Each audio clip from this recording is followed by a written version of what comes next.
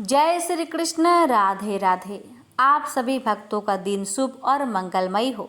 आज मार्गशीर्ष मास के कृष्णा पक्ष की अष्टमी तिथि है और आज के दिन भैरव अष्टमी का व्रत किया जाता है और इनकी कथा को श्रवण किया जाता है। भैरव अष्टमी के दिन व्रत और पूजा उपासना करने से शत्रुओं और नकारात्मक शक्तियों का नाश हो जाता है। इस दिन भैरव बाबा की विशेष पूजा अर्चना करने से सभी तरह के पाप समाप्त हो जाते हैं।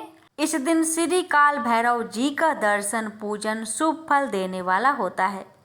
काल भैरव महाराज की पूजा और कथा श्रवण से उपासक भक्त के सभी संकट दूर हो जाते हैं। प्यारे भक्तों, आइए महात्म कथा शुरू करने से पहले हम रसपान करते हैं। काल भैरव अष्टमी की व्रत कथा। इस कथा को श्रद्धा पूर्वक श्रवण करने मात्र से ही सभी संकट दूर हो जाते हैं। प्रेम से बोलिए भैरव बाबा की जय। शिव पुराण की कथा के अनुसार एक बार ब्रह्मा जी सेमेरु पर्वत पर बैठकर ध्यान मग्न थे। तभी देवता उनके पास आए और हाथ जोड़कर नमस्कार किया। उसके बाद पूछने लगे कि संसार में अविनाशी तत्व क्या है। जिस पर ब्रह्मा जी बोले कि मुझसे बढ़कर कोई भी नहीं है, मुझसे ही संसार उत्पन्न हुआ है, मेरे ही कारण संसार प्रवृत्त और निवृत्त होता है। ब्रह्मा जी की ऐसी बातें सुनकर वहाँ बैठे विष्णु जी को बहुत बुरा लगा। तब वह ब्रह्मा जी को समझाते हुए बोले कि आप इस प्रकार अपनी प्रशंसा ना करें, क्योंकि मेरी ही आज्ञा से आप सृष्टि के रचयिता हो। उसके बाद दोनों ही आपसे मैं खुद को उच्च सिद्ध करने के लिए वेदों का स्मरण किया, जिसके बाद उन्होंने चारों वेदों से अपनी श्रेष्ठता के संबंध में पूछा। जब ऋग्वेद ने भगवान शिव का स्मरण करते हुए बोले, हे ब्राह्मण, हे श्री हरि, इसके अंदर पूरा भू निहित है, वह एक भगवान शिव ही है। तब यजुर्वेद बोले कि उन परमेश्वर भगवान शिव की कृपा से ही वेदों को प्रामाणिकता भी सिद्ध होती है। उसके बाद सामवेद बोले कि जो समस्त संसार के लोगों को भरमाता है और जिनकी कांति से सारा विश्व प्रकाशमान होता है, वह त्र्यंबक महादेव जी हैं। वेदों की बात सुनकर ब्रह्मा बोले, हे वेदों, तुम्हारे वचनों से सिर्फ तुम्हारी अज्ञानता ही झलकती है। भगवान शिव तो सदा अपने शरीर पर भस्म धारण करते हैं। उनके सिर पर जटा जूट व गले में रुद्राक्ष है। वे सांपों को भी धारण करते हैं। भला शिव को परम तत्व कैसे कहा जा सकता है? उन्हें परम ब्रह्मा किस प्रकार माना जा सकता है? ब्रह्मा जी और श्री हरि विष्णु के इन वचनों को सुनकर हर जगह मूर्त और अमूर्त रूप में विद्यमान रहने वाले ओंकार बोले कि भगवान शिव शक्तिधारी है, वही परमेश्वर है तथा सबका कल्याण करने वाले हैं। वे महान लीलाधारी हैं और इस संसार में सब कुछ उनकी आज्ञा से ही होता है। लेकिन इसके बाद भी उनका विवाद खत्म नहीं हुआ और झगड़ा बढ़ता गया। ब्रह्मा और विष्णु का विवाद खत्म ही नहीं हो रहा था। तभी उन दोनों के बीच से एक विशाल ज्योति प्रकट हुई, जिनका ना तो कोई आरंभ था ना ही कोई अंत। उस अग्नि से ब्रह्मा जी का पांचवा मुख जलने लगा। तभी भगवान शिव प्रकट हुए, जिसके बाद ब्रह्मा जी ने शिव जी से कहा कि तुम मेरी शरण में आओ, मैं तुम्हारी रक्षा करूँगा। तुम मेरे सिर से ही प्रकट हुए थे और तुमने रोना आरंभ कर दिया था, जिससे मैंने तुम्हारा नाम रुद्र रखा था। ब्रह्मा जी की बातें सुनकर शिव जी को क्रोध आ गया और उनसे ही उनके रुद्र स्वरूप काल भैरव की उत्पत्ति हुई। काल भैरव ने घमंड में चूर ब्रह्मा देव को जलते हुए सिर को काट दिया। इससे उन पर ब्रह्मा हत्या का दोष लग गया। तब भगवान शिव ने उनको सभी तीर्थों का भ्रमण करने का सुझाव दिया। फिर वे वहां से तीर्थ यात्रा पर निकल गए। पृथ्वी पर सभी तीर्थों का भ्रमण करने के बाद काल भैरव शिव की नगरी काशी में पहुंचे। वहां पर वे ब्रह्म हत्या के दोष से मुक्त हो गए। प्रेम से बोलिए हर हर महादेव, भैरवनाथ की जय। आज आप श्रवण करें मार्गशीर्ष महात्म्य कथा अध्याय 8। इस अध्याय में श्रवण करेंगे तुलसी महात्म्य। ब्रह्मा जी श्री विष्णु भगवान से बोले, हे प्रभु, श्रीमती तुलसी का महात्म्य बतलाने की कृपा करें।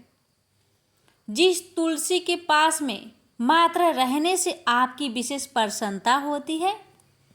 श्री विष्णु भगवान ब्रह्मा जी से बोले, मणि के पुष्प, स्वर्ण के पुष्प और मुक्ता के बने पुष्प तुलसी पत्र दान के 16वीं कला के भी योग्य नहीं है। जो मनुष्य तुलसी की मजरी से मेरा पूजन करता है वह पुरुष गर्भगृह में नहीं जाता, किंतु वह मुक्ति का भागी हो जाता है। हे वत्स, जो तुलसी वृक्ष को गमला में रोपकर उस तुलसी की पत्तों से मेरा पूजन करता है वह स्वर्ग में और मेरे श्वेतदीप गृह में आनंद करता है। जिसने साबुत बिना टूटे निर्मल सुगंधित श्रीमती तुलसी के पत्रों से एक बार मेरा पूजन किया, उसी समय यमराज पट में लिखे हुए उसके पाप को देखकर मिटा देते हैं। जिसने एकादशी तथा पवित्र दिनों में मेरे पूजन के लिए तुलसी नहीं रखी, उनके यौवन को जीवन को धिक्कार है और उनको न इस लोक में तथा न परलोक में धन सुख और शांति सुख देखने में आता है। मार्गशीर्ष मास में मेरी प्रतिमा को तुलसी पत्रों से पूजित देखकर पूजन देखने वाला ब्रह्म हत्या से छूट जाता है। जो मेरी रामेश्वर लक्ष्मी नगर की तुलसी से नित्य पूजन करता है उसके महान पाप भी नष्ट हो जाते हैं। मेरे पूजन में बासी पुष्प और बासी जल निषेध है, किंतु तुलसी पत्र और जाह्नवी काजल निषेध नहीं है। हे सूत, मालती आदि पुष्प मुझको प्रसन्न करने के लिए मेरी प्रिय पवित्र तुलसी नहीं मिल जाती। जो मनुष्य बेल पत्र से एक बार मेरा पूजन करता है वह आतंक से रहित होकर मेरे समीप आकर मुक्ति का भागी होता है। कमी पत्र से, जाति पत्र से, कमल से और कौस्तुभ मणि से भी अधिक तुलसी पत्र मुझको प्रिय है। मेरे हृदय को आनंद देने वाली मजरी युक्त साबुत पत्र वाली तुलसी क्षीर समुद्र से प्रादुर्भाव लक्ष्मी के समान मेरे को सदा प्रिय है। श्वेत तुलसी अथवा कृष्ण तुलसी दोनों मुझको प्रिय है। जैसे एकादशी कृष्ण पक्ष की और शुक्ल पक्ष की दोनों मुझे प्रिय है। तो तुलसी पत्र को लेकर भक्ति से मेरा पूजन करता है, उस पूजन से समस्त देवता असुर मनुष्य का पूजन हो जाता है। कौस्तुभ आदि अनंत रत्न मुझको प्रसन्न करने के लिए कृष्ण मंजरी युक्त कृष्ण तुलसी प्राप्त नहीं हो जाती तब तक करते रहते हैं। जो मनुष्य कृष्ण तुलसी से, कृष्ण भगवान की भक्ति से पूजन करता है वह शुभ उज्ज्वल भुवन विष्णु लोक को जाता है, जहाँ लक्ष्मी के साथ विष्णु भगवान वास करते हैं।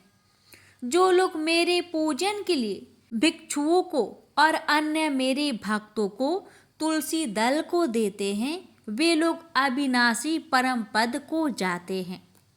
जो मनुष्य कृष्ण तुलसी अथवा श्वेत तुलसी से मेरा पूजन करता है वह मनुष्य शरीर को छोड़कर सदा के लिए वैष्णवी गति को पाता है। ब्रह्मा जी विष्णु भगवान से बोले, हे केशव, धूपदान और दीपदान के महात्म्य को कहिए और उससे मनुष्य को जो फल मिलता है उसका वृत्तांत हमें बतलाने की कृपा करे। श्री विष्णु भगवान ब्रह्मा जी से बोले, हे पुत्र, धूपदान का जो फल है और मुझको अति प्रीतिकर दीपदान का जो महात्म्य है उसको मैं बतला रहा हूँ। मनुष्य मार्गशीर्ष मास में अगर कपूर, दिव्य चंदन का सुगंध धूप को देकर अपने 100 कुल का उद्धार कर देता है। जो वैष्णव कृष्ण वर्ण के अगर के धूप से मेरे मंदिर को धूपित करता है वह नरक समुद्र से मुक्त हो जाता है। जो भैंस के घी से गुग्गल और शक्करा मिलाकर मेरे को धूप देता है उसकी इच्छा को मैं पूर्ण करता हूँ। धूप किया हुआ गुग्गल समस्त अरिष्टों को नष्ट करता है। जो धूपित अगर अनेक कामनाओं को पूर्ण करता है। अगर का धूप दे और गृह को पवित्र करता है तथा समस्त रसों का धूप यज्ञ राक्षसों का नाश करता है। जाति पुष्प, इलायची, गुगल, हर, कुट, राल, गुड़, सैला, चंडे और नख 10 मिलाकर 10 सांस धूप कहा जाता है।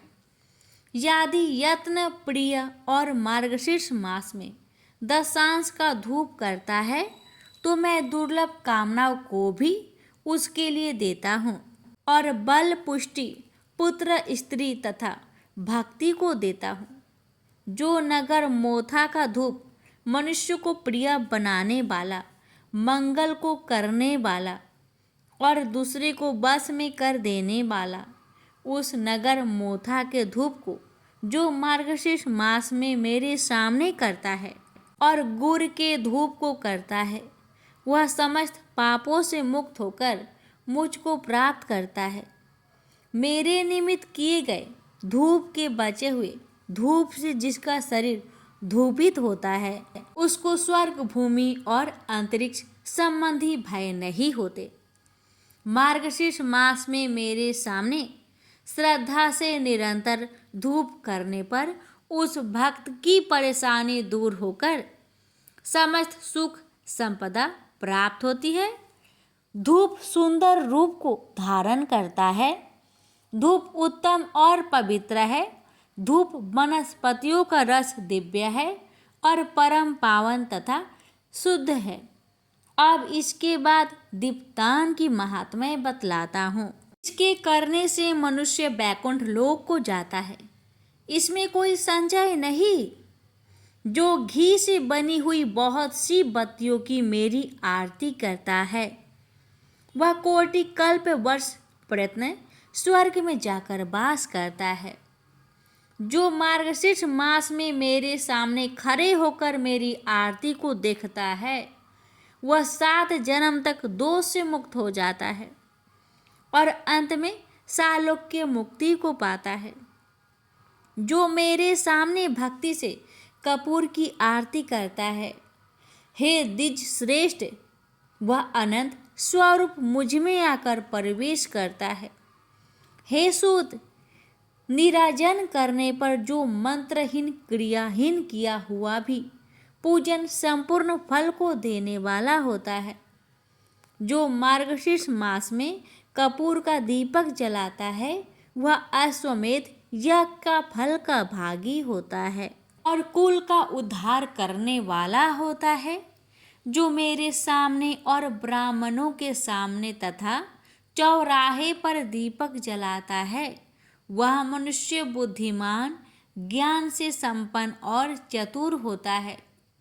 जो मनुष्य मार्गशीर्ष मास में मेरे सामने घी का अथवा तेल का दीपक जलाता है उसके पुण्य फल का वृत्तांत सुनाता हूँ। समस्त पापों को त्याग कर 1000 सूर्य के समान कांतिमान होकर ज्योतिषमान चमक दमक वाले विमान पर सवार होकर मेरे लोक में आने पर पूजित होता है। इसलिए विद्वान मनुष्य सब प्रकार से दीपक को जलाए। जो मनुष्य दीपदान को जलाकर उसको बुझा देता है वह अवश्य ही नरक में जाकर गिरता है। हे द्विजोत्तम, जो पातकी लोभ से अथवा देश से दीपक की चोरी करने पर वह गूंगा या अंधा हो जाता है।